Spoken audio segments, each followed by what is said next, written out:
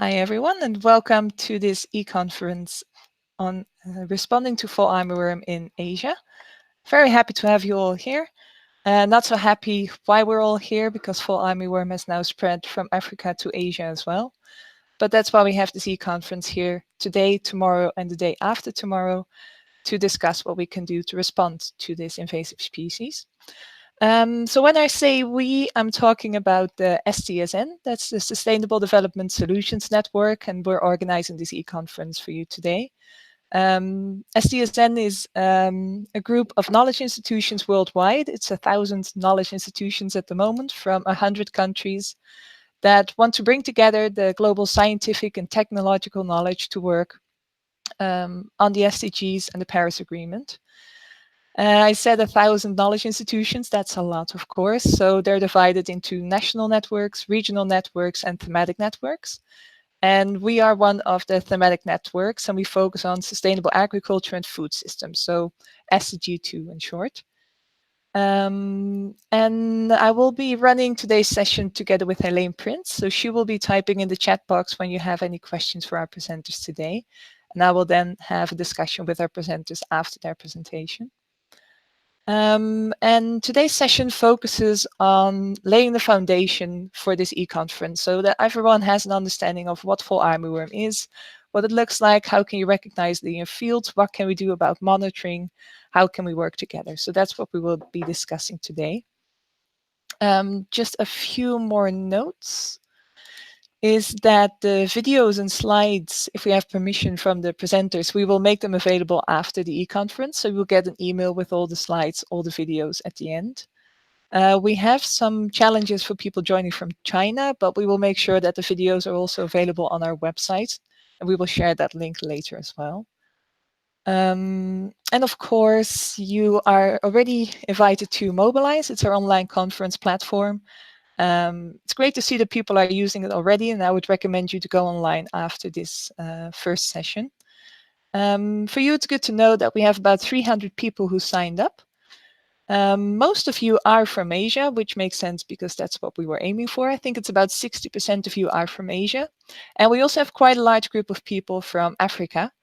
So this is a good opportunity for people from Africa to share the lessons they learned over the past few years with people in Asia who are looking for ways to respond to Fall Armyworm. So please go online, go and Mobilize, and exchange your knowledge and experience there. I think those are all the announcements I had before we start. So then we can start with today's session. It's the first of 3 sessions. We will have another one tomorrow and on Friday at the same time. And our first speaker today is Kris Wyckhuys. He is a consultant working for Chrysalis, and he has many years of experience on biological control in Southeast Asia. And he doesn't only work for his consultancy, but he's also a guest professor at the China Academy of Agricultural Sciences. He's connected to the University of Queensland and the Fujian Agriculture and Forestry University, if I said that correctly. And we're very happy that he is here today to talk to us about Fall Armyworm from his experience in the region. So I would like to switch to Kris and give him the floor for his presentation. So good afternoon, Kris. Welcome. Thank you for joining us. You can go ahead and share your screen if you want. Yeah, good afternoon, Linda, and good afternoon to all the participants.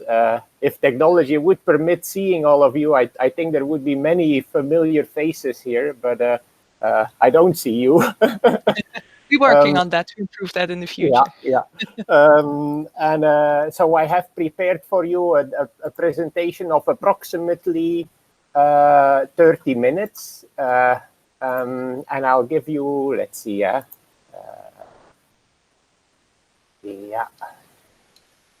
So I'll give you a panoramic overview of Fall Armyworm biology, ecology, and management, yeah. Could you perhaps press the hide in that bar? Then we can see your whole presentation. The hide. Yeah, it says stop sharing. Next to that, there's hide. Yeah, perfect. Go ahead. Thank you. Yeah, and I forgot to mention, so I'm presenting from Vietnam. So for the Vietnamese people that are participating, I'm in your home country. Yeah. So a panoramic overview of Fall Armyworm biology, ecology, and management. So 30 minutes, I'll cover biology, I'll cover the key morphological characteristics of Fall Armyworm. I'll briefly touch upon its invasion history in Asia. I think Keith Cressman, who will give the second presentation, he will go much more in depth in that topic. I'll touch upon the damage potential of Fall Armyworm here when it's moving through Asia, and then I'll spend quite some time on the ecology and the management of Fall Armyworm. Yeah, on the ecology, I'll talk about its natural enemies. So yeah, the insect predators and insect parasitoids that are attacking it, and on the fungi, viruses, and bacteria that are affecting it. And then last but not least, I'll describe some key components, some core components of integrated pest management, IPM, yeah, which is the cornerstone of the pest management approach for an invasive pest such as Fall Armyworm. Yeah. So first step is the life cycle, and I'll take you through the entire life of Fall Armyworm from egg to adult. So as you can see on the top of the screen, we start with the eggs that are deposited by the adult female. So an adult female of Fall Armyworm lays approximately 1,000 to 1,500 eggs over its entire lifespan. Those eggs are deposited mainly on the maize plant, and they hatch within between 3 to 5 days, depending upon temperature. Once those eggs hatch, you got a larval stage which goes through different instars, and which takes between 14 to 28 days to fully develop. Yeah? The larvae initially, they do windowing, they eat the surface layer of the maize leaves, and ultimately, once they become bigger, they burrow into the maize crop itself. So they dive into the maize whorl and they inflict damage there, or they can enter the maize cob or where the maize grains are, and they can burrow in there as well. Once the larvae are fully developed, most of the time they exit the plant, they leave the plant, and they fall on the ground where they pupate. Yeah, so as you can see in this picture, these are the pupae of the Fall Armyworm. They pupate in the soil, and pupation takes about 7 to 14 days. And after the pupae ecloses, you got a new adult, yeah, an adult that lives between 11 to 14 days, that is highly mobile, that mates, the adults, the males and the females mate, and that start a new cycle. Yeah? And in tropical regions such as Vietnam or many other parts of Southeast Asia, the Fall Armyworm can complete between 4 to 6 generations, largely depending upon temperature. Yeah? So in some northern parts of the country or in southern parts of China, there may be fewer generations in southern parts of the country or countries such as Indonesia.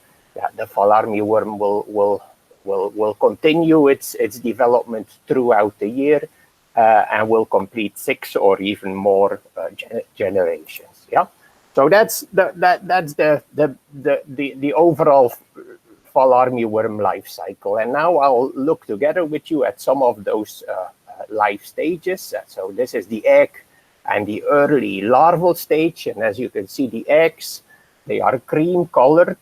They are deposited by the adult female, and each in packages, and each package contains approximately 100 to 200 eggs. Yeah, the egg masses are deposited many times on the underside of the main leaf, and are covered, as you can see in the second picture, are covered by the scales from the female moth. Yeah? And once those eggs hatch, as they do in picture number 3, you see a lot of wriggling small larvae, which are cannibalistic. Yeah? So they don't only eat the maize plant, but they also eat their brothers and sisters. And ultimately, one or two fall armyworm larvae will survive on a maize plant itself. Yeah? How can we recognize the fall armyworm? I've been in the field here in Vietnam, and there's a couple of characteristics that are key to recognizing that it's the fall armyworm and not some other Spodoptera or some other armyworm species. And there are 4 key characteristics that I think are distinguishing those different species. Yeah. So a first characteristic is on the head of the fall armyworm larvae. You see a Y-shaped marking. Yeah, as I indicate here with the arrow, I hope you can see the arrow. You have a Y-shaped marking and a dark head of the caterpillar. A second key characteristic is, as indicated with the yellow circle here, is each body segment of the fall armyworm has 4 raised spots. And then on the second to last body segment, you have 4 dark spots that form a square. Yeah, as you can see here, it forms a square on the second to last body segment, and you can see that here as well.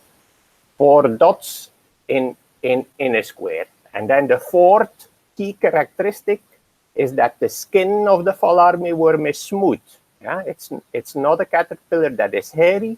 It is a skin. It's a smooth skin. Yeah. So those are the 4 distinguishing characteristics that will allow you to distinguish fall armyworm from a couple of other common caterpillars in Asia's maize crop.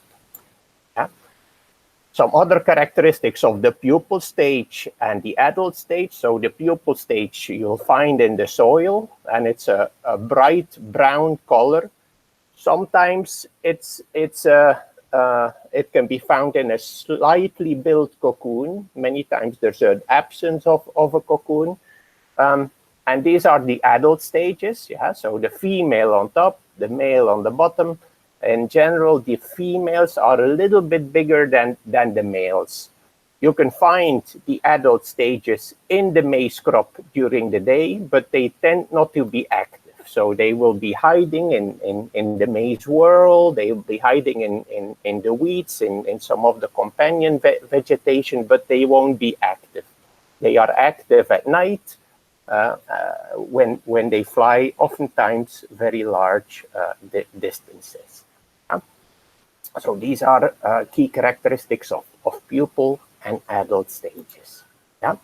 So potential spread or current spread. So I'll just briefly touch upon this because Keith will cover this in far more depth.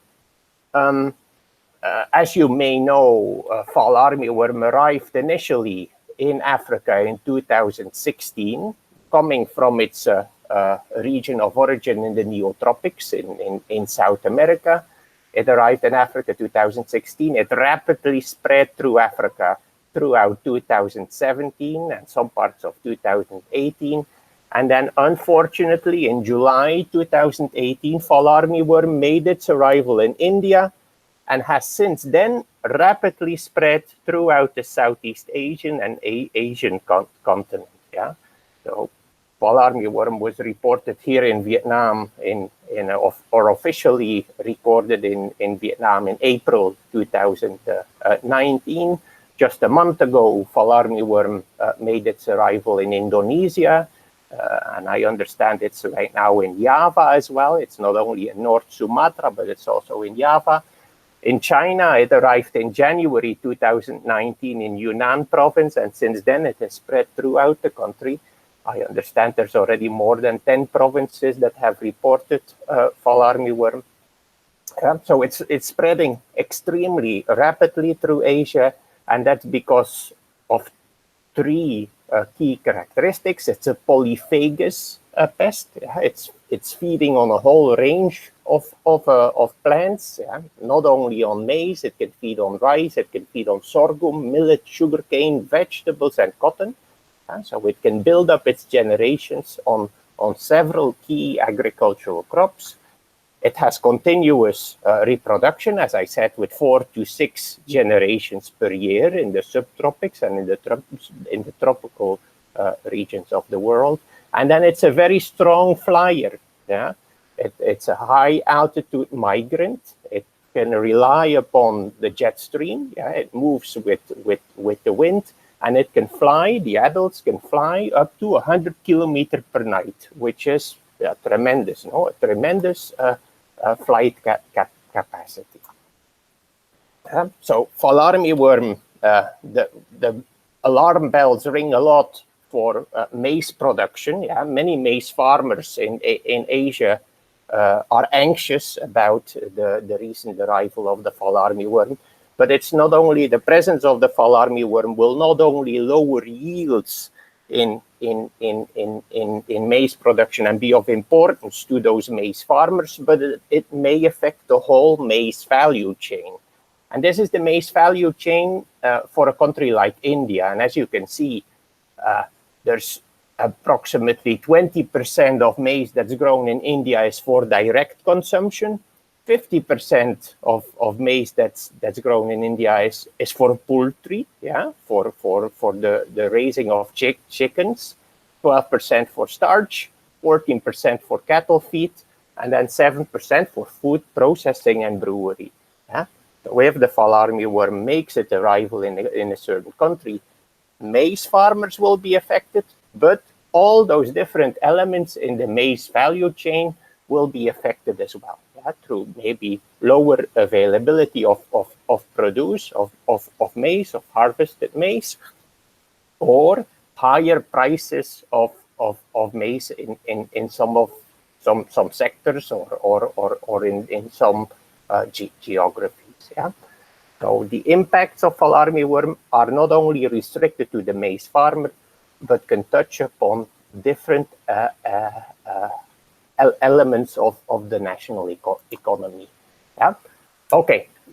So how can we? Well, the Fall Armyworm, we approximately know where it is right now. How can we track the further invasion of that invasive pest? We can use different approaches. One approach is trapping. Trapping, there's a sex pheromone for Fall Armyworm readily available, commercially available, and that can be used for monitoring purposes across locations. Yeah, so we generally use a bucket trap, sometimes with the bucket here, or with a plastic bag hanging under it, through which we can field collect Fall Armyworm and get a first appreciation of presence, absence, and a first appreciation of population abundance. Yeah, ideally, pheromone-based trapping is complemented with in-field scouting, and if in a certain country we want to get an appreciation of, okay, well, what are the hotspots of Fall Armyworm? Where is it causing most problems? Where is it reaching the highest abundance levels? Then ideally we adopt standardized survey approaches. Yeah, across a country or across a certain geographical region, we go out to the field and we implement standardized survey protocols or questionnaires with farmers. Those can be complemented with, in China, with the high altitude tracking system that's well developed and run by IPP-CAS. Can be complemented with the FAMEWS app, which Keith Cressman from FAO will introduce. Yeah, so there's a couple of strategies, compatible strategies that can be used to track the invasion and to get a real-time feel for pest pressure in infestation levels and eventual impact. What else can we do with those pheromone traps? We can do to a certain extent mating disruption, but that's only possible within maize fields where we use a high trap density. And those pheromone traps probably have very little value for control. Yeah? So they can be used for monitoring, yeah? to know where it is, if it's there, and at what population level, but not necessarily for control. Yeah, we won't get considerable reductions in population levels by using those pheromone traps. Yeah.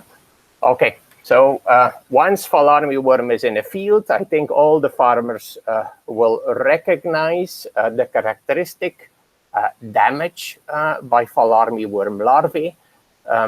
In the maize plant on the left, if you look at the lower leaf, you can see some of that windowing that's done by the early instar larvae. So they make little windows in the leaf by eating the topmost layer of the leaf epidermis.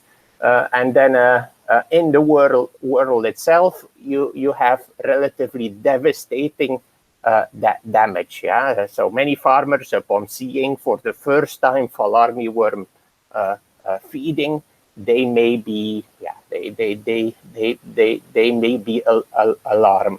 Yeah, it's a voracious feeding and very clear, unmistakable feeding patterns. Yeah, both in the whorl, in the developing tassel, as shown in the second picture, as well as in the maize cob.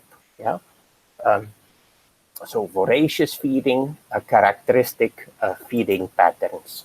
But does that also mean devastating impact? Yeah, and I think that's a very, very good question. And I think it doesn't necessarily mean devastating impact. There's been a whole range of controlled studies done in the region of origin of the fall armyworm, yeah, in the Americas, in South America, as well as in parts of North America. And there's already been controlled studies done in Africa, for example, in Zimbabwe. And the majority of studies, both in the native range as in the invasive range, they show a yield loss of between 10 to 20% at high infestation pressure. Yeah, that's still important, but it's maybe not as devastating as we would expect upon seeing the feeding damage in the field. Yeah. Some controlled trials from Zimbabwe that just got published show that a 32 to 48% incidence in the field means a yield loss of approximately 12%. Yeah, so with up to 50% of your fall army, up to 50% of your maize plants has fall armyworm, your yield goes down by approximately 12%. At incidence levels below 25%, we get very little yield reduction. Yeah? And diverse smallholder systems, as are fairly common in Vietnam, as are fairly common in Laos, in some parts of Cambodia, in Indonesia. Yeah, diversified systems, small-scale maize fields surrounded by other crops or intercropped with some crops. The impacts can be comparatively small. Yeah, so overall, upon seeing the devastating damage in the field, please don't panic. Yeah, the farmers, nor the government officials, there's no need to panic. The yield loss may be relatively small, yeah? But still important. Still important. This graph is a trial done 30 years ago in the region of origin, in the native range of fall armyworm, in which researchers used artificial defoliation. So they took their scissors and they cut the leaves of plants in different developmental stages. Yeah, the vegetative stage 7, vegetative stage 10, reproductive stage 1, and reproductive stage 4. So different developmental stages, different phenological stages of the maize plant that underwent different levels of defoliation. And then the researchers, they looked at the relative forage yield. And as you can see, maize plants can tolerate a fair amount of defoliation. Yeah, some even at 100% defoliation in some developmental stages, a maize plant recovers. Yeah? Recovers from that artificial defoliation. A maize plant recovers and compensates again for the foliar damage. Yeah? The greatest impacts that we will have here in the region, in the field, the greatest impacts are to be expected under situations when maize is moisture stressed, yeah, in areas where there is little water holding capacity, low organic matter of the soil, or in areas which suffer from extended periods of drought. I think under those conditions, the maize plant is debilitated. The maize plant has a lower capacity to compensate and to respond, and the maize plant will thus suffer a higher yield impact. Yeah. Okay. So, what have been the reactions of farmers to the fall armyworm attack? And if we look at what has happened in Africa over the past three years, in many countries we have seen a panic reaction. We have seen a panic reaction, and we've also seen a response, mainly from the agrochemical companies, offering for free some pesticides, or offering pesticides at discounted prices, or propagating the story that fall armyworm is having devastating impacts on maize production, and if a farmer does not use pesticides, he will see complete loss of his harvest. Yeah. Furthermore, here in Asia, and I was in a meeting in June a month ago in Hanoi here. We see that some of those agrochemical companies also urge the different governments of fall armyworm in invaded countries to fast track emergency approval of new generation insecticides. And overall, I think from my perspective, and the research also shows this, we don't need this panic reaction, and we equally don't need this emergency approval of those new generation insecticides. What we need instead is for all those different governments to actively promote integrated pest management. Integrated pest management is a dependable, effective, and comprehensive management strategy for different types of pests, be they invasive or be they endemic. And it's a strategy that is composed, that is shaped, yeah, with a very solid basis of preventative practices. Cultural tactics such as site and plant selection, sanitary measures, crop rotations, yeah, physical approaches, which are mainly aimed at avoidance, mechanical approaches such as weeding, the implementation of traps, of barrier crops, monitoring, implementation of biological control, and then lastly, as a measure of last resort, yeah, when nothing else works, the use of synthetic pesticides. Always remembering that insecticides are expensive, they are toxic products, and they should be the measure of last resort.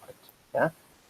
In fact, we need to learn from the ancient Egyptians. Yeah? If you go to Egypt, you see pyramids in the landscape, and those are architectural marvels that have stood the test of time, and they are constructed on that large and firm basis. And this is exactly the same way in which we construct integrated pest management approaches. Yeah? If we go to Egypt, we never see pyramids like this. Yeah? We never see pyramids that are upside down. And why? One, they have never been built like that. Yeah? Or two, they have not withstood the test of time.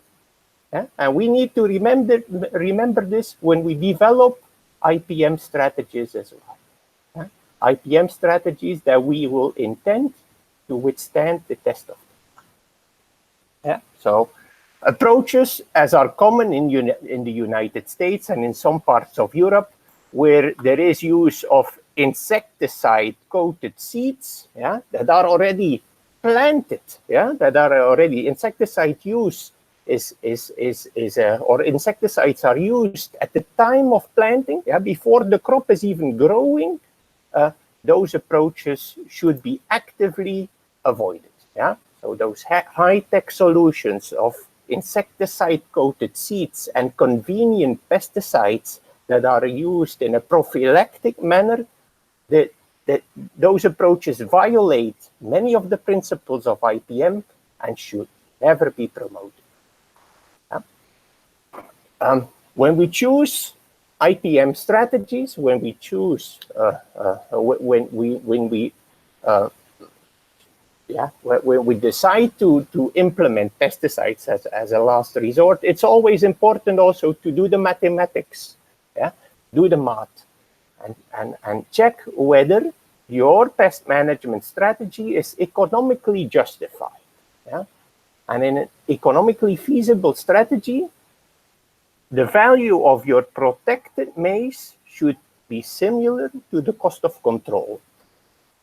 And I'm using a scenario developed by an FAO colleague, a hypothetical scenario of African smallholder production, in which farmers make a profit of 5 cents of a dollar per kilogram. They have a yield of 1.2 tons per hectare. They have an average yield loss due to Fall Armyworm of 12%, and they have 80% efficacy of the insecticide. Yeah? So if we do the math there, we come at approximately $6 per hectare. Yeah?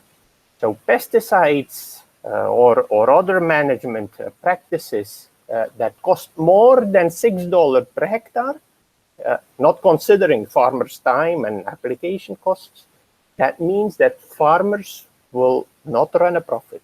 Yeah? So that means that farmers will lose money when they use those pest management strategies. Yeah?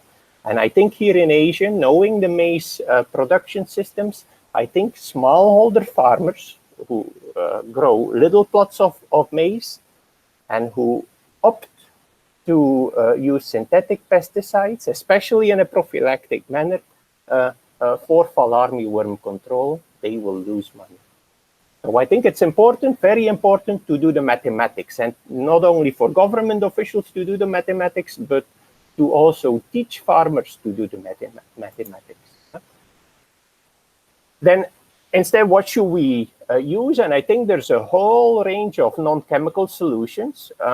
Non-chemical solutions that go from systems diversification to biological control, the active use, release, or in-field manipulation of parasitoids and predators, insect-killing fungi and bacteria, and viruses. Yeah?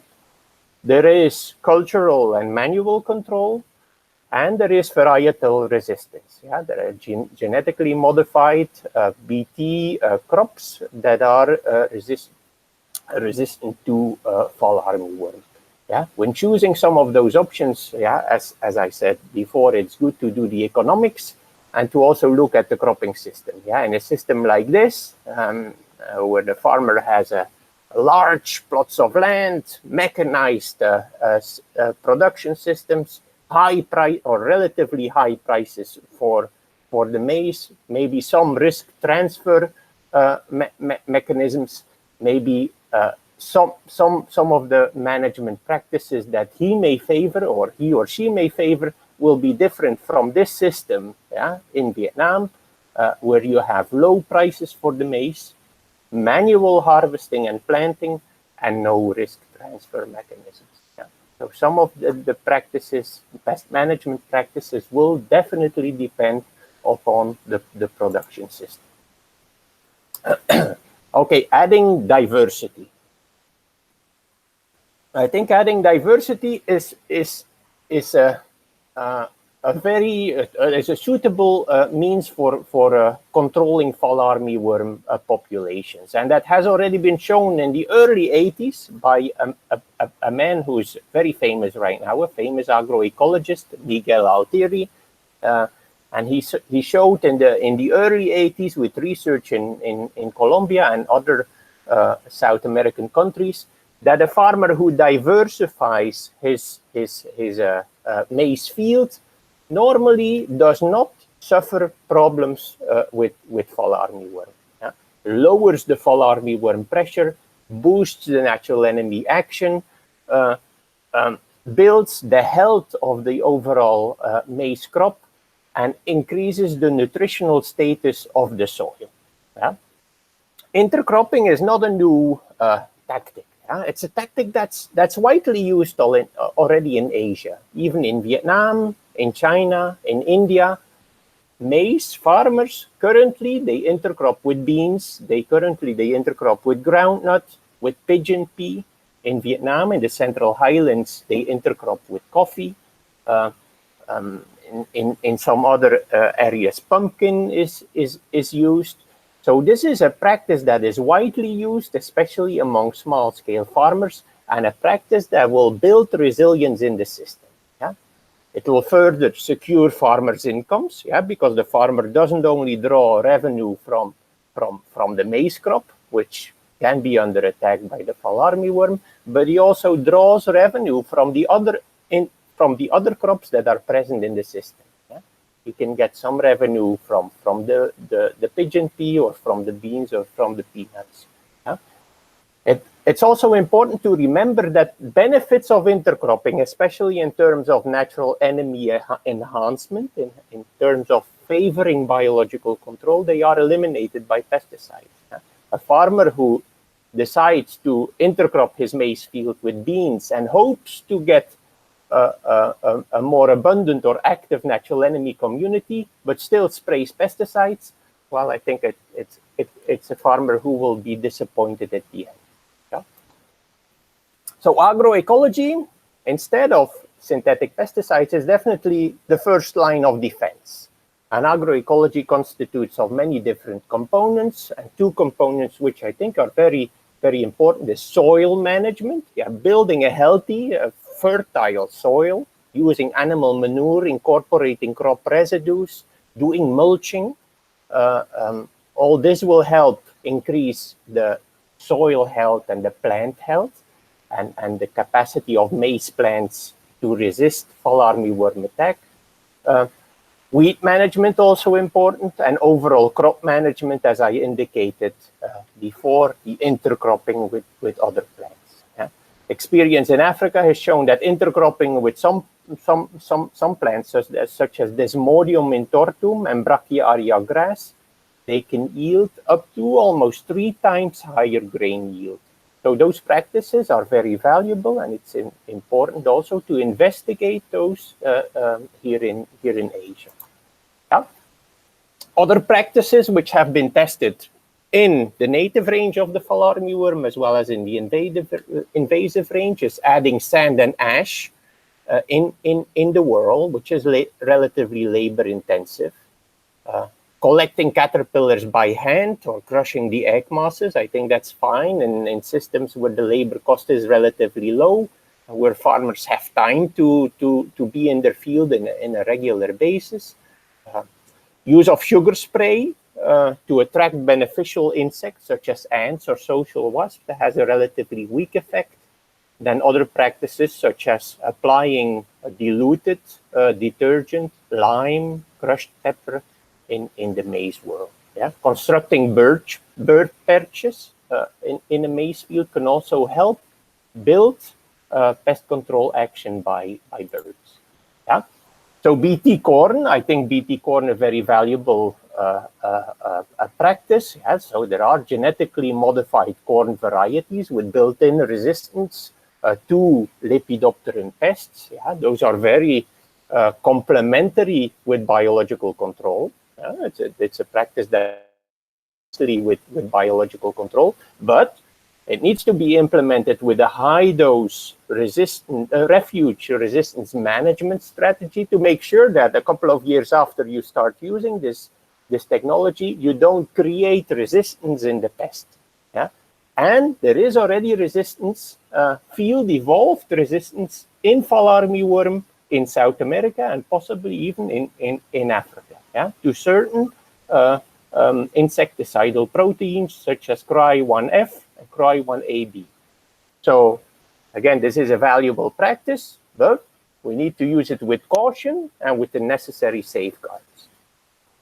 And this technology will likely work well in mechanized systems, in large-scale production systems, and maybe is less suitable for smallholder farmers.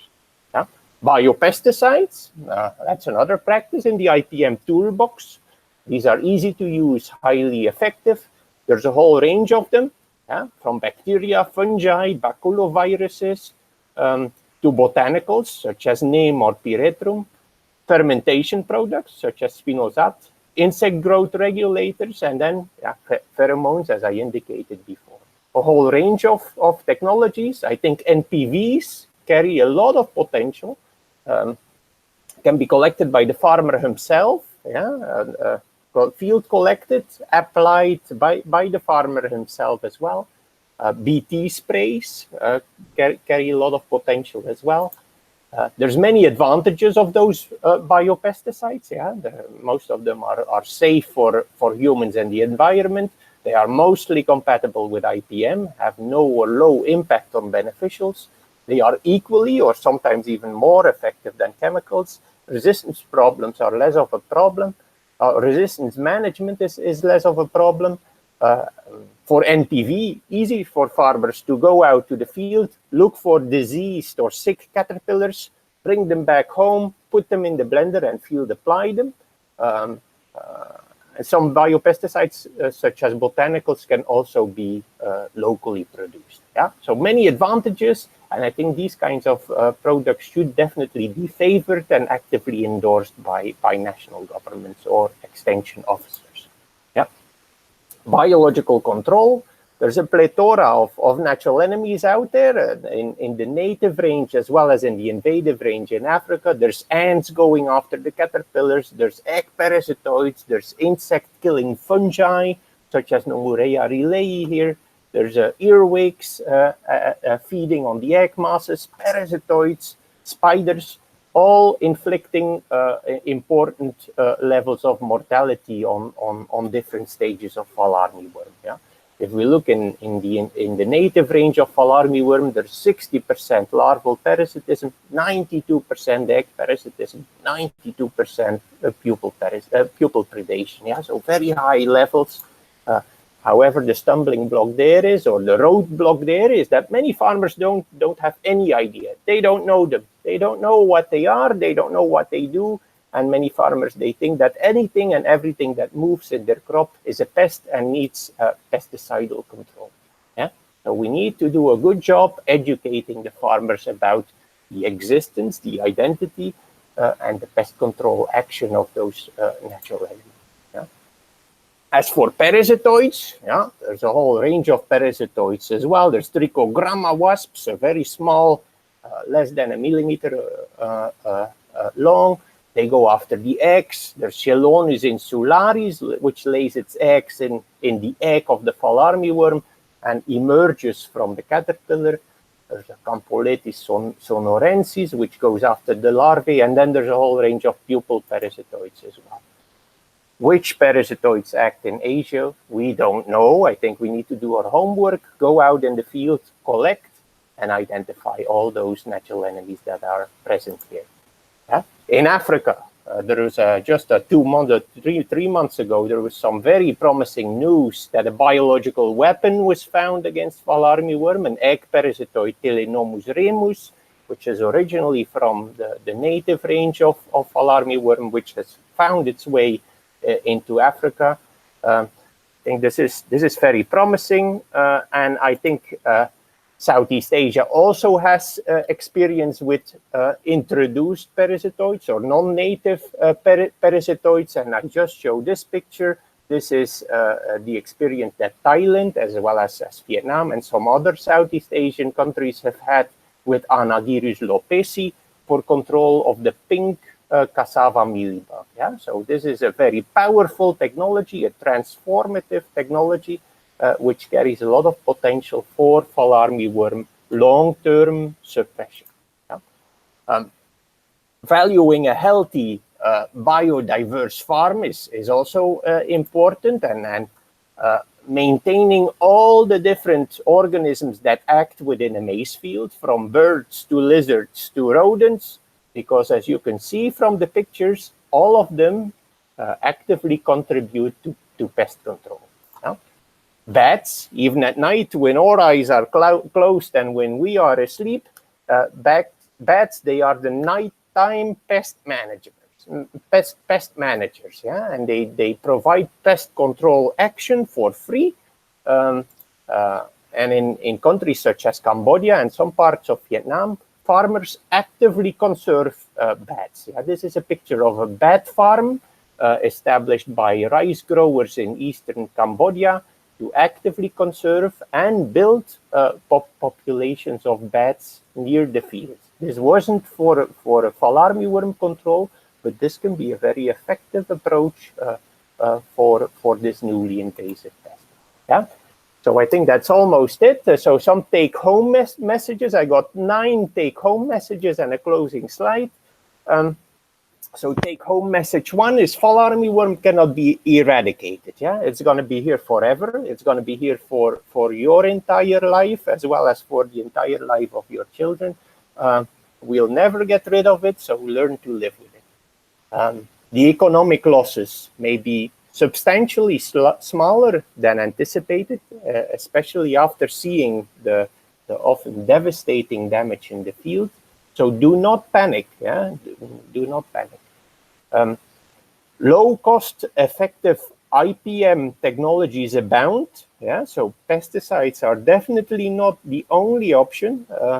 Not at all. There are many other environmentally friendly and cost-effective technologies that are available and that should be prioritized instead.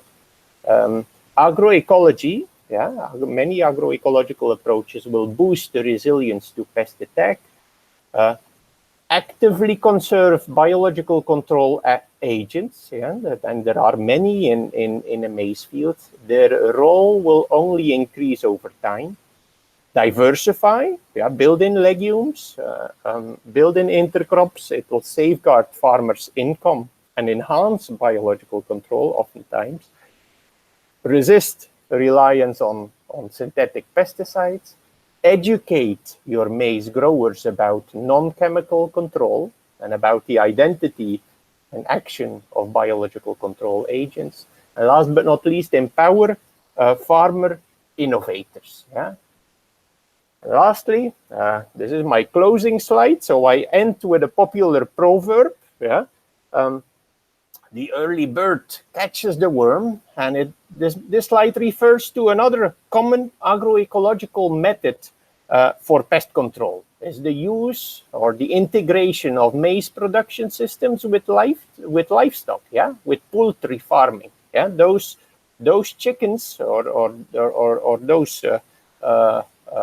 I forgot the name of the bird, but they actively contribute to pest control. The early bird catches the worm also refers to the innovative farmer. Yeah, the innovative farmer will win the race against fall armyworm, and they ultimately will turn the fall armyworm threat into an opportunity for growth. Yeah? Or they will turn that fall armyworm threat into chicken eggs. Yeah. So thank you. And if there are questions, I think there's some time for questions now and definitely at the end of a Keats session. Yeah. So thank you. Wonderful. Thank you, Kris, for a very comprehensive presentation. I think it's striking some of the messages you put out there. So I think the first important one is not to panic, a very important one. And what I also really liked was this upside down pyramid. just to say that we need a good foundation. That also really sticks to me at the moment. We have lots of excellent questions coming in from the audience. I will just filter out a few, and maybe we have time at the end to discuss the other ones. If not, maybe we can also jump on the email to get some of those questions answered. But the first question I had, oh yeah, maybe you can unshare your screen. It's with the same button Yeah. as you used to share it. Perfect. Yeah. So a first question that came in from Bosi Bori is whether the eggs are also laid on the more mature in the more mature stages of maize. Oh yeah, that they are laid throughout the maize cycle. So if your maize is in the tasseling phase or is already producing the maize whorl, the the fall armyworm will definitely oviposit on those plants as well. Yeah, And I maybe think it. a connecting Yeah. question from Floris is whether this has a different impact on yields than on the Oh harvest. yes, yeah, definitely. Yeah, if your maize plant is already tasseling or has a relatively developed whorl, the yield impact will be far lower than when the fall armyworm is attacking a very young plant. In fact, fall armyworm larvae can act as cutworms, so they can cut the plant when they are appearing or when they are affecting young plants. So the yield impact can be substantially higher on young plants than on fully developed plants. Yeah. Thanks, that's clear. Yeah. And also a question from Andrew. He asks, so you recommend that diversified farming systems work well and they help, but also that already such systems are available in Southeast Asia. So the question kind of is a bit of a critical one. So why do we have fall armyworm in these areas? But perhaps it's also what else can you do as a farmer? How can you tell if you already have this diversified system and some of these other recommendations? What else can you do, and how can you know what is best for you to do in this system? Yeah, I think a good exercise here in Asia would be to do a systematic assessment of fall armyworm pest pressure and yield loss in those different systems, and well, that definitely hasn't been done yet because fall armyworm has been here less than a year. But it would be a good exercise to compare yield loss, fall armyworm induced yield loss in maize fields with and without an intercrop. And I think we will find similar findings as Miguel Altieri found 40 years ago in Colombia, yeah, in which, well, maybe fall armyworm pest pressure won't be zero in an intercropped maize field, but it will be substantially lower than in a monocropped field. Yeah. So I think it remains to be investigated, but I can with some degree of confidence, I can already predict what we will find. Yeah. So it's up to the researchers in the audience here today to pick this up, and maybe they're already working on it. So if you do start sharing, that will be great. Let's see, maybe a final question before we move on to Keith's presentation is about the biopesticides. It's a question from Lillian. She's asking, has their safety been established and are they approved in Asian countries? I think in some countries they are approved. Definitely in China, they are actively used in China. I think some products are approved in Vietnam as well. I think BT sprays are approved. In India, they are marketing NPVs. I think for many of those products, the safety has been well established, either by previous work in developed countries in the Western world, or maybe even by safety testing in Asian countries. So I think for most products it shouldn't be an issue comparing their mode of action, or just based upon their mode of action, comparing them with synthetic pesticides. Yeah. So BT sprays won't have an impact on human health, for example, as compared to synthetic pesticides or many synthetic pesticides. And And now I just remembered one question I had myself. Something that wasn't entirely clear for me at the end of the presentation. I think at the beginning you said when you talked about the life cycle, that depending on the region and the temperatures, whether the larvae or the moths would reproduce. Is that Yeah, true? So does it depend on temperature whether you will have multiple cycles in yeah, your yeah. area? Yeah, yeah. Well, it's a long distance migrant as well. Huh? So in areas, for example, northern Vietnam, where the temperature during wintertime can go to maybe 5 degrees at night, in those areas, fall armyworm will migrate. So it'll head to the south, where it will continue to reproduce and complete its entire life cycle, and then immigrate again in those areas in the spring. So the number of life cycles, or the number of generations here in northern Vietnam may be lower than 6, because it won't be here in the winter. Yeah. Yeah, thanks for clarifying. Yeah, and Thank you. same for China. Same for China, no. So maybe in most of the Chinese territory, or in large shares of the Chinese territory, fall armyworm during wintertime won't be present, but it will be present in Vietnam or in Laos or in Myanmar.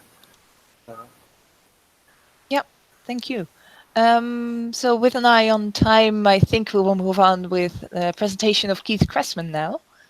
And we may come back to you at the end with a bit more general discussion questions. Yeah, so moving on to Keith Cressman, he works at FAO and he has been working for 30 years on an early warning system for the desert locust. And because of his long experience in that, he is now also working and leading the efforts to establish an early warning system for fall armyworm, initially in Africa, but also now expanding into Asia. And I think, yeah, he will tell us more about this today, and looking forward to this presentation. So Keith, if you unmute yourself, we would love to hear what you have to say today, what we can learn from you. Okay, thank you very much.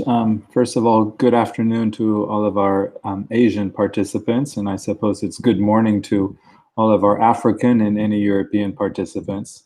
And I guess our American participants are sleeping, so they're not going to be watching us. Let me just try to share my screen here. You can do that. And here we go. And we'll just do one more thing here. And I think we're ready to go. Hopefully everyone can see. Okay, we can see it. Thank you. In the next about half an hour, I would like to cover 4 main topics. Always dealing with the fall armyworm monitoring and early warning system that has been already mentioned several times in the previous presentation and by our facilitator. First, I'd like to just go back a little bit in time and explain to you how the fall armyworm has arrived to Asia, and then come back to the importance of monitoring that Kris has already mentioned, and I will go into some detail about that. And then to introduce to you 2 tools that we have developed for countries to use. One is a mobile app to collect data, as Kris mentioned, which is very important for tracking the pest, since it's a migratory pest, and then also how all of that data is displayed and can be accessed and used for planning and decision making. So with that, I will navigate down. Let's start. Let's go back then in 2016. This is the year when fall armyworm first arrived in Africa. It's native to the Americas, Mesoamerica, Central America, Southern America, South America. And it's arrived in Africa, probably not by the winds, because that's a fair distance for it to cover to cross the Atlantic Ocean, but most likely by trade. And you can see where it arrived in Africa. It's in a number of different places. So it's not just in the central parts of Africa, but it's also in parts of Eastern and Southern Africa. What happened next, the following year, is that it spread very rapidly throughout the entire continent of Africa, south of the Sahara Desert. And this is because, as Kris mentioned, this great capacity of the fall armyworm moth, the adult, to migrate. And it's also due to trade too. So we have to always consider both aspects. So it's a natural spread, but it's also a human spread. In 2018, then we started to see two different patterns of spread. We saw a little bit northern spread to the edges of the Sahara in northern Africa. And we saw an eastern spread. It jumped over to the Arabian Peninsula to Yemen. And then, of course, as Kris mentioned, in the summer of last year, it arrived in the Indian subcontinent. Now, since then, it's rapidly spread throughout Asia, from India eastwards, which is interesting. It has not spread westwards from India, but we're probably expecting that will occur this summer as it moves through Rajasthan and then crosses into Pakistan and the very important cropping areas of the Indus Valley in Pakistan. But it has spread throughout Southeast Asia, in nearly all of the countries, and as Kris mentioned, more recently it's spread now from Sumatra south into Java in Indonesia. It spread right up from southern China during the later part of the spring and early parts of this summer in the eastern part of China, and it's reached the Korean Peninsula. So it has been reported in South Korea. It's most likely already in North Korea. And earlier this week, it has been reported in Japan. So this is a very prolific spread of this pest. And again, coming back to temperatures, the spread in China, much like the spread in the United States every year, will be governed by temperatures. So that means the cold winters in the northern part of the country will limit its ability to survive. So normally during the winter, it'll survive in the warmer southeastern parts of China. But then every spring, every summer, it's likely to move along the eastern coast up towards the Korean Peninsula. So you'll have this up and down kind of movement, seasonal movement in China. I think we can expect that in the years to come. If we come back to Africa, there's also a very important spread up the Nile Valley from Sudan to southern Egypt. And this is extremely worrisome because it'll be very easy now for the fall armyworm to move up the Nile Valley into the delta, where there's obviously large amounts of crops grown, but then it brings it into the Mediterranean basin. And once the fall armyworm is in the Mediterranean basin, then there's a great potential for it to spread throughout that basin into the eastern parts of the Mediterranean and also into the northern parts of Africa, coastal areas of Libya, Tunisia, Algeria, and Morocco. And then, of course, as you can see on the map, southern Europe's not too far away. So we have some more spreads that can be expected. If we come back to the Asian region, obviously we're expecting that it's going to continue to spread throughout the Indonesian archipelago.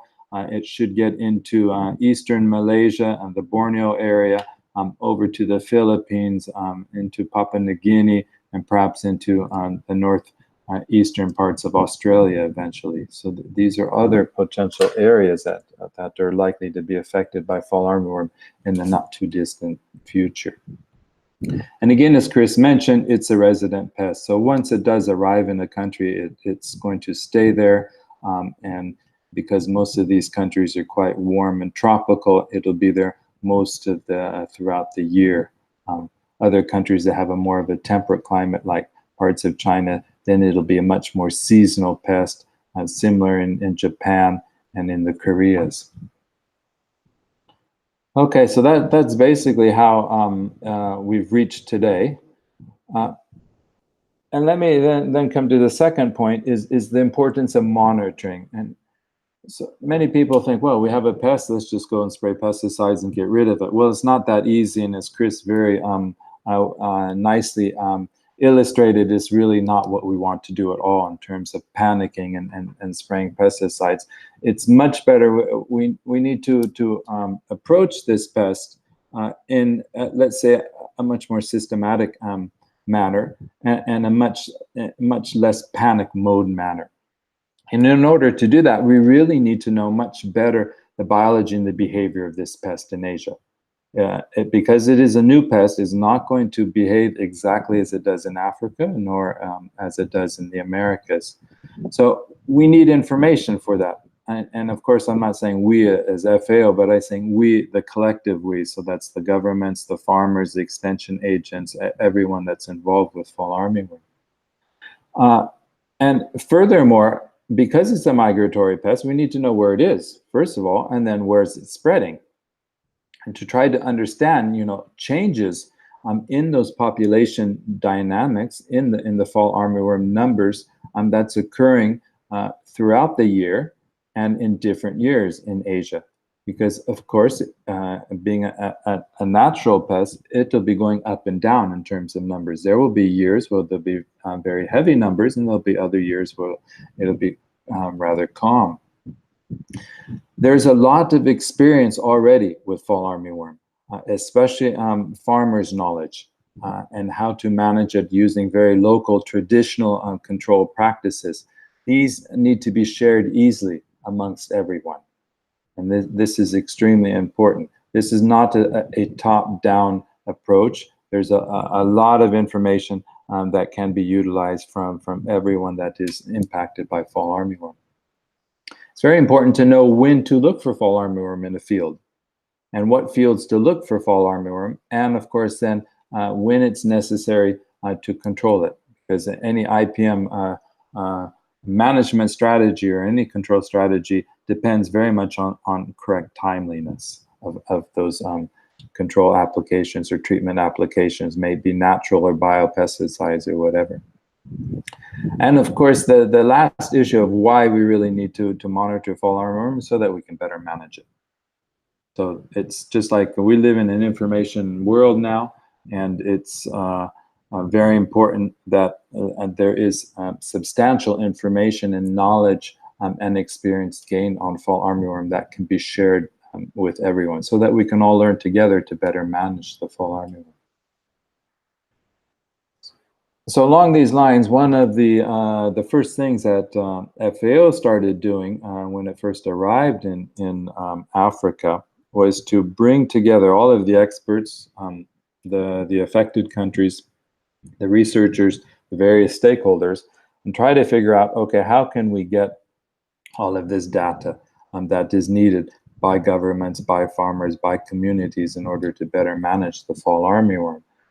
And so we developed a mobile app, taking advantage, of course, of the technologies that are available. Most people have phones. An increasing number of communities and farmers are having mobile phones, smartphones. And so we said, okay, let's take advantage of this app, platform, and develop a simple tool that could be used to first collect data to understand where the fall armyworm is, and then use that data to see where it might be going in the future to help everyone better plan the management of fall armyworm. So it's a two-pronged approach. So there's two tools involved here. One is the mobile app itself that can be used every time a field is checked for fall armyworm, as you can see in the zigzag pattern in the green field here. Or every time a pheromone trap is checked. And remember, as Kris mentioned, pheromone traps are good for monitoring, but these are not a control mechanism. It's simply just to monitor the presence or the absence of fall armyworm in a field or in an area. All of the data that is collected from the mobile app then needs to be available to everyone so that they can use it for their various purposes.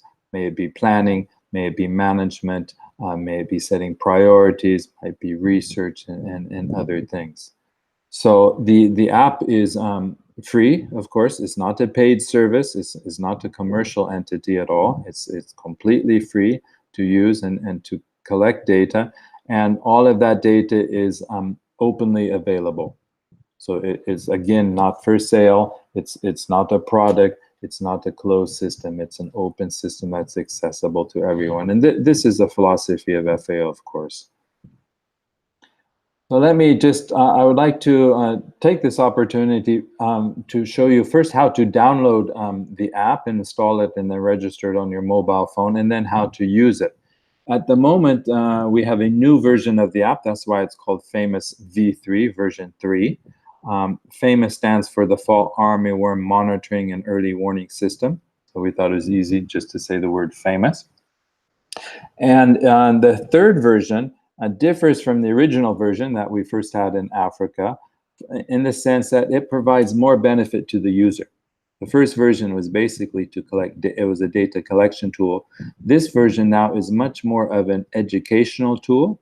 So trying to educate users to what the fall armyworm looks like, its natural enemies, what they look like and what they are, and providing also advice, immediately offline advice to the farmer based on the data that has been collected. The app itself does not require internet connectivity to use to collect data or to view its various educational aspects. It does require, of course, internet connectivity to send that data, to transmit that data, and to see where there are other users in the same area and some other functionality.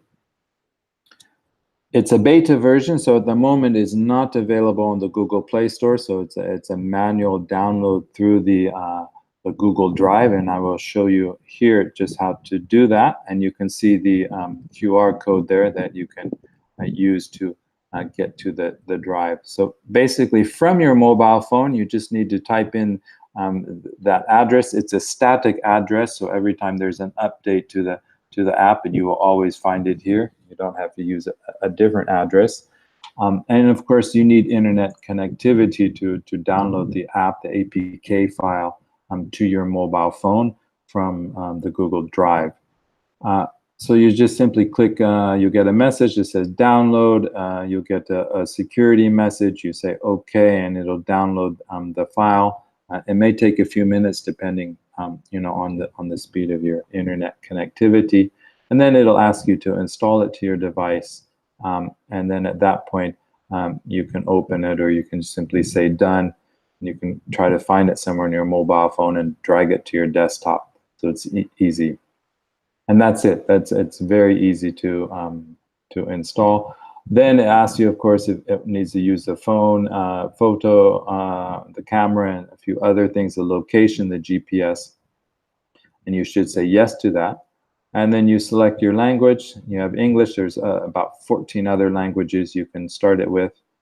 And then you see a very simple tutorial screen, and that's it. That's the beginning of your app.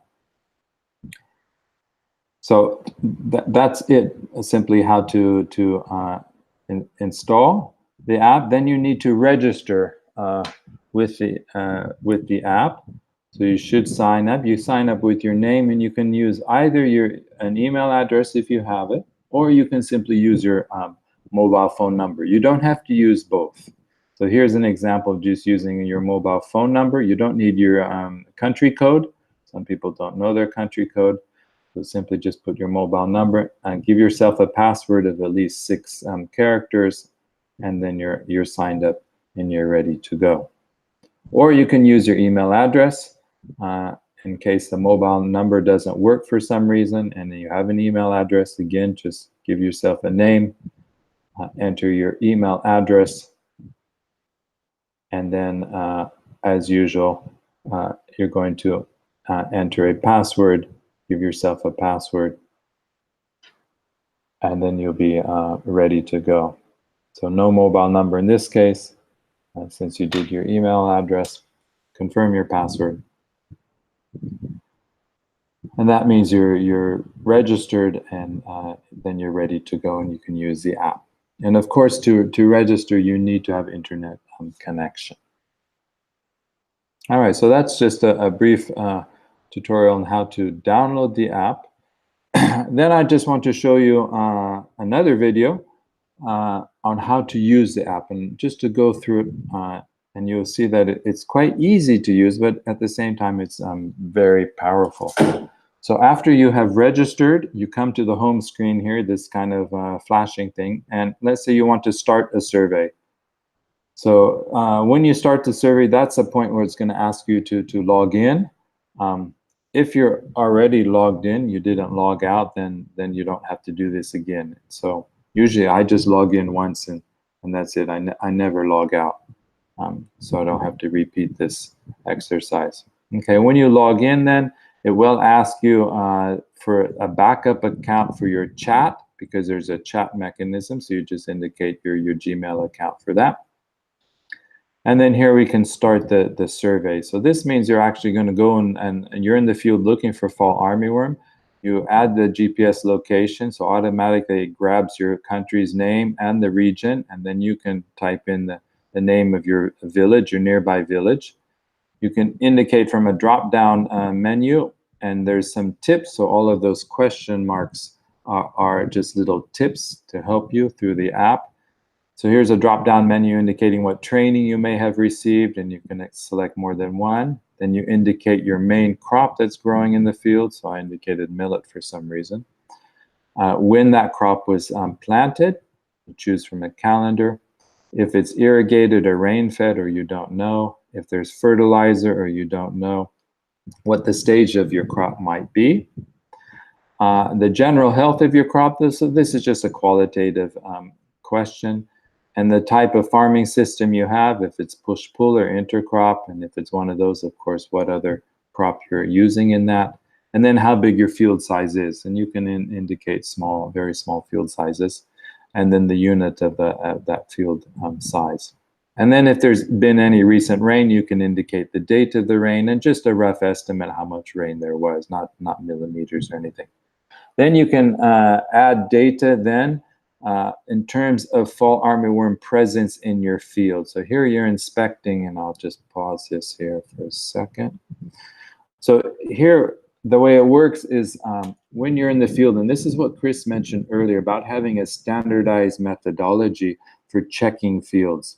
So we've come up with a standardized methodology that seems to be in agreement with all the other experts in the world, and that's basically to go into the field and to check 10 maize plants, or whatever plants they are, in a row. And to do that at 5 different places in your field. So in other words, you're checking 50 plants total. And we suggest to do that kind of in a W pattern. So you enter the field and you first check 10 plants, and then you walk kind of down diagonally and check another 10, and then walk up diagonally and check another 10, and then down diagonally and check another 10, and finally up diagonally to check the last 10, to try to get the best representation of fall armyworm in your field. Because remember, this is just a sampling exercise. So when you're checking each of those 10 plants, you're not counting eggs or worms or pupa or adults. You're simply noting if that plant has any fall armyworm presence or not. So it's a presence absence. And you can do that, of course, if you happen to be lucky enough to see any fall armyworm on the plant, or if you can see fall armyworm damage on the plant, as Kris had described earlier. Now, the trick is, of course, that many farmers or even extension agents or communities might not know what fall armyworm damage looks like. So we've added an artificial intelligence module inside the FAMEWS app that uses the camera of your mobile phone. And you simply point the camera at the plant and hold it, hover it above the plant without snapping a photo. You're just using the lens of the camera. And the app itself then will determine if that plant has fall armyworm or not by looking at the damage of the plant. And this little component in the FAMEWS mobile app is called Nuru, which is a Swahili word coming from Africa. So it's not snapping a photo and then sending it off through the internet to some expert in some faraway place who's then going to let you know a few days later that you have fall armyworm on that particular plant. No, this is all done in the field. And this is offline, so you don't need internet connectivity. This is all on your phone. Of course, it relies on the camera of your of your smartphone, but you don't have to have a high-powered smartphone or professional camera to use this Nuru artificial intelligence component. So basically, there's a guidance system. So it talks you through. So it says, "Are you at the first plant?" And you say yes, and then it says, "Okay, put the camera over the first plant." Then after about a few seconds, it says, "Okay, you don't have fall armyworm. Please move to the second plant. Are you at the second plant?" You say yes, and so on and so forth. So it guides you through, and then it's collecting this information. So you can use that Nuru, and we have found in Africa that after farmers use this for about a full season, and in fact they themselves then can recognize the damage without needing to use the Nuru. So this is kind of another educational tool that's built into the FAMEWS mobile app. So if you don't then need to use Nuru, and you can recognize it yourself by your own eyes, then you can add the data manually, and that's just where the video was doing that now. So you quickly add, and if you notice, of course, we're looking at 3 different maize pests: fall armyworm, African armyworm, and borer. So these are common pests to maize, so they might be in your field at the same time. So this is why we've had this possibility to enter data for all 3 pests. If not, then you simply put 0 if you don't see the other pests. So very quickly you can enter that, and so it's a total of 50 plants, so 10 plants at 5 different places in the field. And then when that is done, the app automatically calculates then the infested rate of fall armyworm in your field. So that's the manual entry. If we go to the Nuru, the artificial entry, I'll show you that. So this is Scout with Plant Village, and so here it walks you through. So there's your W pattern. It welcomes you, and it tells you exactly what to do. And then you hold the phone over, and so then you can see it's identifying fall armyworm damage, which then is synonymous with presence on that plant. And so it's very rapid. And again, to remind you, it works offline. Okay, of course, then in the app, you should indicate what stage of the pest you have, if for fall armyworm, and if you have African armyworm and borer. So quickly you can choose that number of different stages. Indicate then crop damage. This is just a rough estimate in your field. Then current damage, and then previous damage. This is all indicators of fall armyworm. Here's some educational material on the natural enemies that could be present in your field, and there's a question here and what types they might be. Any farmers might not know what they are, so that's why we added those photos and descriptions. If there's any dead larvae present, and then any successful control that has been done. And you might have done many different types. So in this case, perhaps some biopesticide was used, and then in case how much of that biopesticide was used. Maybe there's some chemical pesticide that was used. Again, how much of that chemical was used. And then any traditional practices that might have been done that you had selected. Once that is done, you submit the data, and it is submitted, and you immediately get advice. So there's your advice based on the data that you just submitted. So again, no internet connection is required.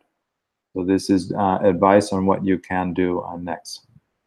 Now, in addition, there's the trap manager section of the app. So here, this is where you can manage the pheromone traps. You can see them on a map.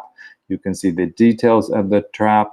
You can add new traps. You can add data to existing traps. You know, how many fall armyworm moths are in the trap, how many you think might be fall armyworm, and how many are something else. So just three parts of information to add, and then that data is saved to your phone, and then you get advice immediately. Again, all of this is offline. Once you're online, then of course that data is transmitted. You can come back to the trap here, and you can see the collections that you've done for the trap over time. So here's the recent collection that I just showed you a few minutes ago. and you can see the date and how many moths were in the trap. In addition, you have other information about the trap, what type of trap it is, when it was changed, what is the pheromone lure that's being used, and you see there's a number of lures available these days, and where that trap is based, and then you can update all of that information. So this is a very simple way to manage the traps and the data in your field, and then you can see traps nearby in other areas that you may have. You can add a new trap. Each trap has a unique identification number in a country, and usually it's the country name and then a 6 numerical digits following that. You can indicate then where that trap has been placed in the field, what type of trap it is, if it's working, hopefully if it's a new trap it should be, what is the pheromone lure when it was placed in the trap. And you can even snap a photo of the trap. This can help you in the future then to, when you're checking that trap again, to make sure you're checking the right trap with the right number. And then all of the traps are visible on a map. So that's the traps. As well, when you have internet connectivity, you can see nearby users, so other people who are using the FAMEWS app, so it might be other farmers or communities or extension agents. And you can connect with them. So you can chat with them and you say, hey, did you find any fall armyworm, or what was a successful control practice that you may have done? So this is a way to connect people and users through the mobile app. We'll see how it works. Many people prefer to speak, so we'll see how that, if there's a possibility in the future, but at the moment it's text-based. And then you can keep track of your farms, and you may have one or more farms, especially if you're an extension agent. You can see how the plant is growing over time. You can check its water levels. You can check the weather forecast for temperature and rain at your farm site. You can check the water stress, which Kris mentioned is important, and you can check the risk to fall armyworm. So all of these are other small apps built inside of FAMEWS that is available to the user, and is all works offline. So the user has a lot of information on this app, not only fall armyworm, but about his farm and how well it's growing. There's also general advice. So here's some of the illustrations on how to do local control. There's expert images. So this is, again, the educational side of the app to help people learn about fall armyworm damage and what it looks like. There's guidance notes that FAO has developed on pesticides and scouting and traps and management that are available inside the app. And of course, as I mentioned earlier, you can chat with other users. So again, helping to share experiences and connect with people.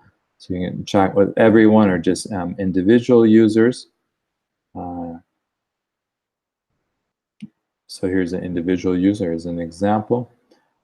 Then the app has access to the entire Plant Village network, which is millions of users, in fact, throughout the world. So you can ask questions to this network, whatever it may be, and then you can get advice and answers and responses from them. So here we're really trying to empower the farmer, as Kris mentioned earlier, and connect him with experts throughout the world, with other users in the community and within the country, to best share common practices.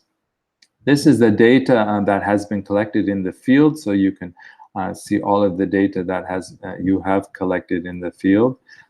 These are other resources in terms of other diseases and pests that may affect maize and other crops, and you have information about that. There's also video library, so there are videos available on your phone for other things.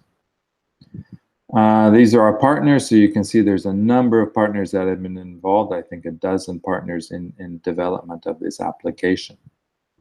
The application, as I said, is available in about 15 or 14 languages now. It can be translated into other languages.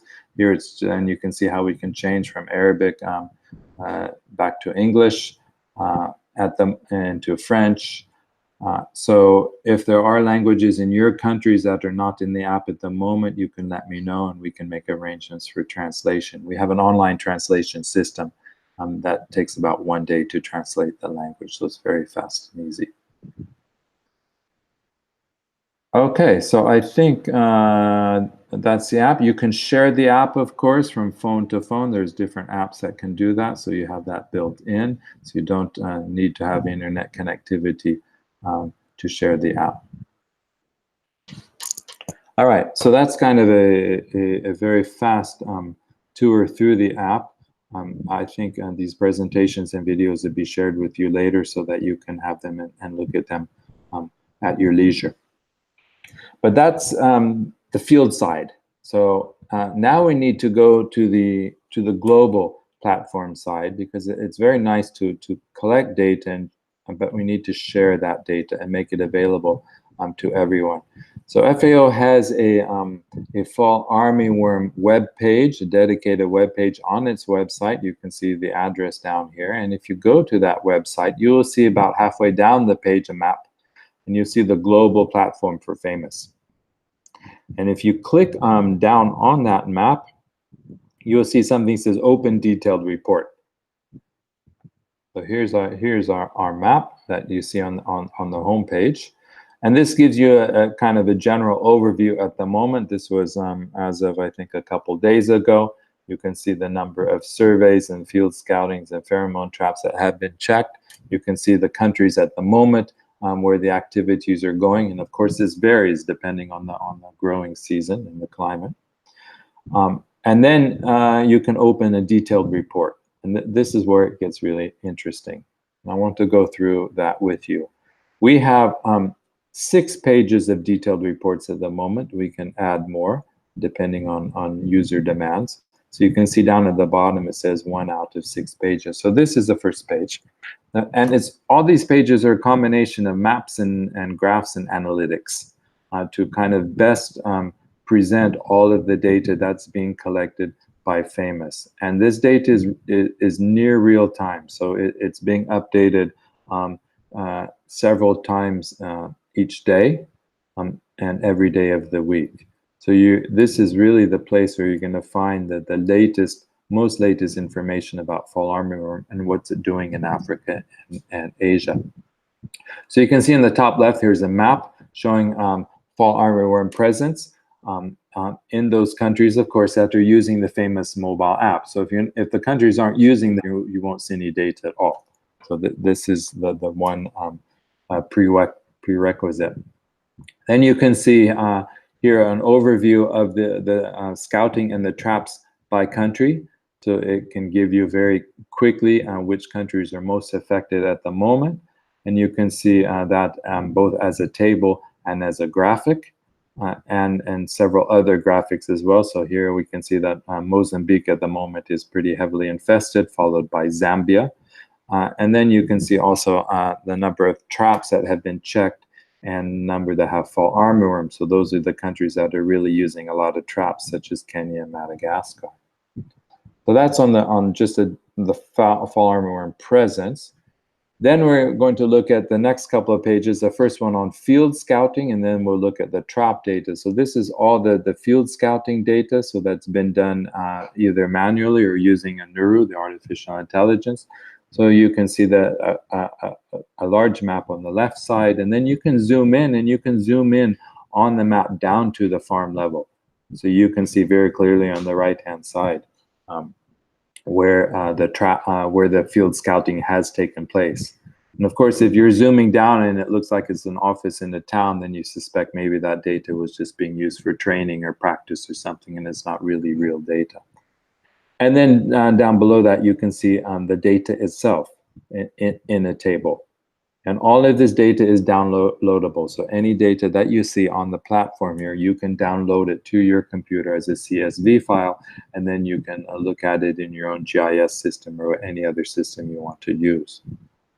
So that's a field scouting. If we look at the third page, then we have a similar thing with the traps. And I've just shown you a different map on the right-hand side. It's a heat map. So it's a map that's taking all of the data from the left side and is trying to then kind of analyze it in terms of, let's say, largest amounts of highest levels of infestation according to the trap catches. So here you can see in West Africa, there's some hotspots, and there's a fairly large hotspot in East Africa. And then as you would zoom into that map, and all of these maps are zoomable, so you can zoom in and out, then of course the heat map will change accordingly. And then again, you see the trap data down below in the table. That's the third page. The fourth page, now we're starting then to look at relationships. And the last 3 pages look at relationships of the fall armyworm to different parameters. So in this case, we're looking at fall armyworm and ecology. And the map is showing you fall armyworm presence according to the different cropping systems, intercropping, push-pull, rotation, seasonal, and something that might not be known. And you can see that there are certain different prevalence of fall armyworm according to the cropping systems. And as again, if you zoom into the map, you can hone into a country and you'll see different relationships appear. As you zoom into any of the maps, then the graphics on the right-hand side, they will change accordingly. So now we're looking at a kind of a continental-wide or global-wide situation, and you can see that most of the fall armyworm is present in rain-fed systems. It's mostly on maize. It's nearly equal if it's fertilized or not fertilized areas. And you can see that it's mostly being detected at the vegetative stage. Now, of course, that's a function of when people are looking for fall armyworm. So if people aren't looking earlier enough, they're not going to see much of it. But if they would start looking at a very early stage, such as the early bird catches the early worm, then, of course, that would have a different visualization here in the graphics. Also, this is showing, if you see the slider bar, this is showing you all of the data from the 1st of January 2018 until this week. And you can change that by sliding that slider bar, and you'd get a different date period. You can also look at the top part of the window there, and you see sub-region. It's showing you all the subregions, but you can choose your own sub-region if you want, or in fact, you can choose your own country and see data just for your own country. So there are different views of the different levels of data. All right, that's the fourth page. The fifth page is looking at fall armyworm and control. So here we're trying to see, right, in the top left graphic, which is the pheromone lure that seems to be working the best. In other words, what is the lure that's attracting the most fall armyworms and not other species of moths. And so here you can see that Chemteca is outperforming the other lures tremendously, followed by Russell IPM, and then we have these other family of lures down in the bottom left corner. So that's kind of really interesting to help countries decide when they're procuring pheromone traps what lure they want to buy. They can have a look here. Here we can see about the presence of natural enemies, and you can see that nearly a third of the areas that are being checked for fall armyworm have predators already in their fields. So again, this comes back to Kris's message of not using pesticides, or using pesticides as the absolute last resort, because when you use pesticides, you're going to knock out these predators, and these predators are your friends, are the farmers' friends. They're helping to manage fall armyworm. So in countries, for example, Yemen, that doesn't have access to pesticides because of various reasons, they're finding extremely high levels of natural enemies in their field. And if you would select Yemen at the top here, you would see that graphically displayed here. Similarly, we can look at percentage of fall armyworm infestation by cropping system. And so here it looks like that the push-pull is working quite well. So closer to the center of this diagram means better performance. The further away from the center means less well performance. So push-pull seems to be actually managing fall armyworm better than monocropping or intercropping or rotation. It's quite interesting. And then we can look here at the percentage of controls that have been undertaken. And we still, unfortunately, see a lot of countries using chemical pesticides. Perhaps they're still in a bit of a panic mode. But equally, there's quite a few countries that are using hand picking. That's the hand picking of the caterpillars, or of smashing the eggs, or any other cultural methods that they might employ. And then lastly, the last page here is looking at fall armyworms and biopesticides and chemical pesticides, and you can just comparing the two, and you can see at the moment that they're both kind of performing the same in terms of effectiveness. But of course, always bearing in mind that when you're using biopesticides, you're maintaining that all-important natural enemy presence. Whereas when you're using chemical pesticides, you're killing those natural enemies off. And as Kris emphasized, and I too will emphasize the same, it's really important to protect these natural enemies, because these in the future will be helping tremendously to manage the fall armyworm on a sustainable basis, year in and year out, since it will become a resident pest, or already is a resident pest in many countries. Okay, I think I don't want to spend any more time. There's a lot that we can cover more, but I think it's more important to have sufficient time for questions and answers. These are the linkages, the links. Then to our website, to the app itself, and we have a kind of an information tutorial kit that's available in some languages that you can use to help you get started using the app. I would encourage all countries to make use of these free tools by FAO to help you better manage the fall armyworm at the farm level, within the community, in the districts by the extension services, and at the national level by the government authorities. If you have any additional questions or information, you have my email address down below that you can ask for, and I will reply to you. So with that, I think I will stop, and thank you very much for your time.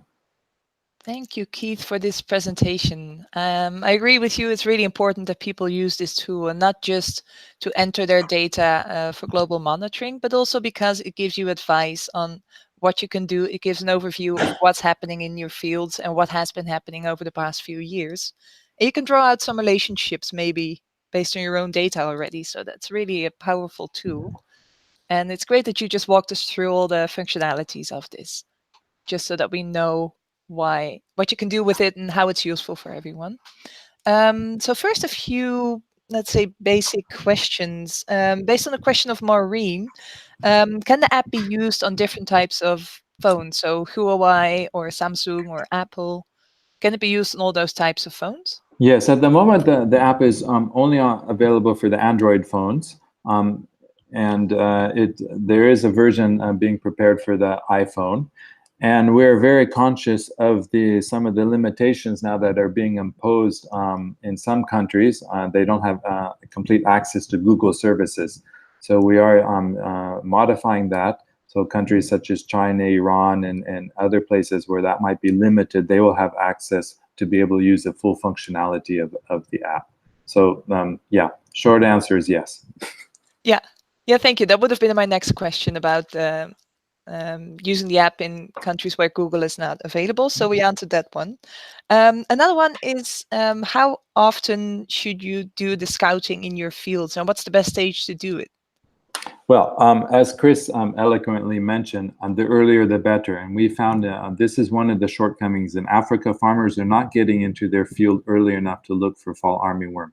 They should be in their field as soon as that seedling appears. So after they have planted it and it appears, it seems fall armyworm gets into fields very quickly. So at the two-leaf stage, farmers should be already in the field looking for eggs on those leaves, and smashing them is a very effective manner. If they don't find any fall armyworm at that stage, then they need to be checking every week. But if they do already find fall armyworm, then they should be checking, let's say, reasonably twice a week.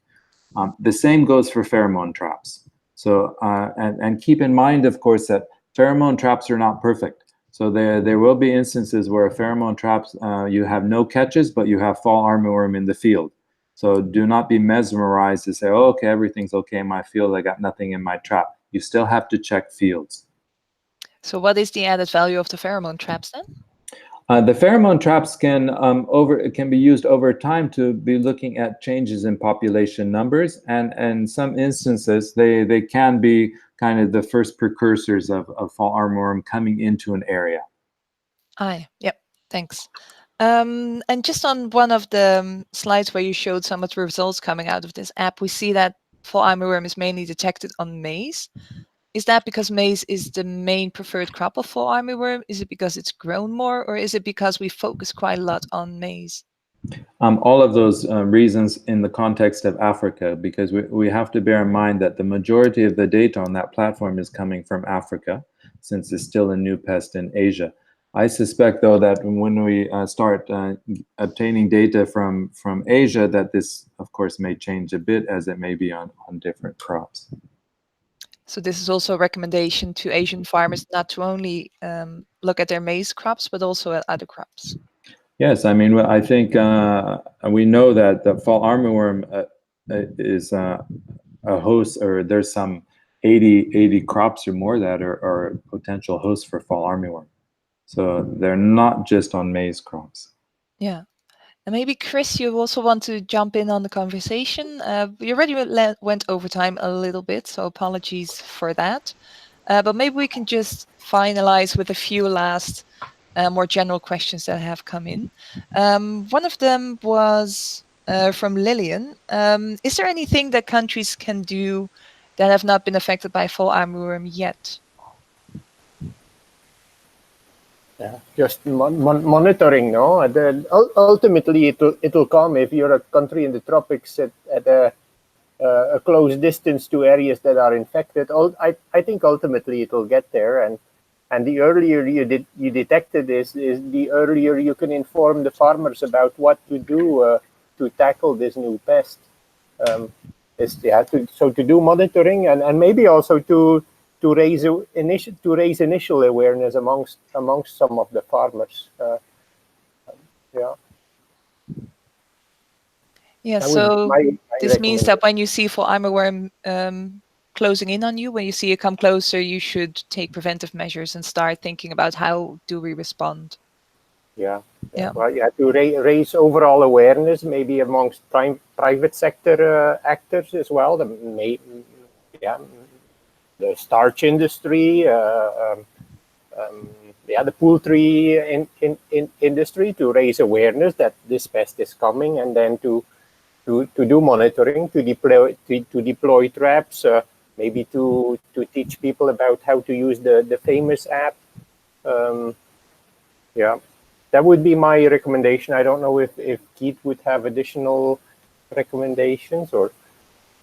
Yeah, no, I agree 100% with that. Awareness is extremely important, because we really don't want countries to panic. And as Kris said, there's no need to panic, but this often is the first thing that countries do. And then the second thing is that they buy pesticides and they use them. And then the third thing is that they complain the pesticides aren't working. So we need to stop all of that. And awareness is really the stopgap for that. Yes, it's coming to countries. They have to be prepared for it. Early action or monitoring is very important, and not to spray pesticides, because that again knocks out those natural enemies that'll take sometimes years and years to recover. And so they're making countries think that this is a solution, but in fact they're making it worse by doing that. And I think it's this type of awareness that needs to be to reach all levels. So not just the government authorities, but also the communities, the extension agents and advisors, and the farmers themselves. Yeah, I think that's a clear message, a take-home message from today's session, like not use pesticides as a first response. And I think it's clear and well received in that sense. Then another question that came in early from Srinivazan, asking whether is our concern for fall armyworm, is it justified? Is it the biggest pest or the biggest threat to yields in Africa, in Asia? I don't think so. No, I mean it's a new pest. So when it's a new pest, there's of course incredible concern, but it will not be the last new pest. We will have new pests coming in the years ahead, and of course this is exacerbated by climate change. And I think the fall armyworm in Africa was certainly a wake-up call that that really governments and communities and farmers, they have to be prepared to manage such pests. And I think we've learned a lot of lessons from the fall armyworm that we can apply in the future.